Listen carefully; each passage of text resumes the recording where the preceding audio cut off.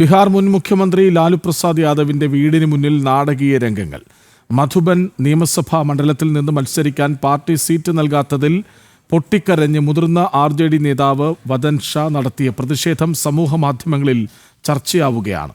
പണം നൽകാത്തതിനാലാണ് seat നിഷേധിച്ചതെന്നാണ് RJD നേതാവ് Watan ഷായുടെ ആരോപണം.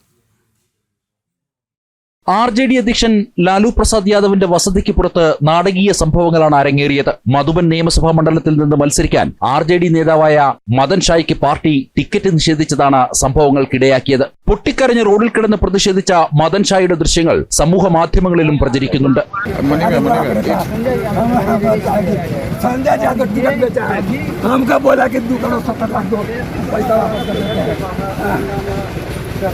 लालू यादव हमको बोले टिकट देने के लिए, मधुबन विधानसभा से हैं। बाप रे बाप 2020 में हमसे 2000 वोट से हमको हराया गया। लालू यादव बोले कि बहू तू लड़िए इलेक्शन। बाप रे बाप हम मर जाएंगे।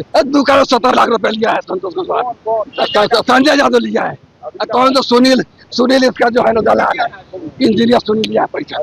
സീറ്റ് നൽകാൻ തന്നോട് പണം ആവശ്യപ്പെട്ടെന്നും നൽകാത്തതിനാൽ മത്സരിക്കാൻ അവസരം നിഷേധിച്ചെന്നുമാണ് മദൻ ഷായുടെ ആരോപണം. പണം നൽകിയ ഡോക്ടർ സന്തോഷ് കുശ്വാഹയ്ക്ക് സീറ്റ് നൽകിയെന്നും മദൻ ഷാ ആരോപിച്ചു.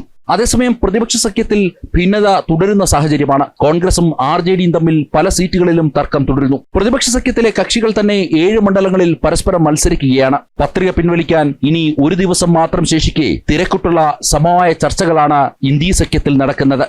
ജനം, ഡൽഹി.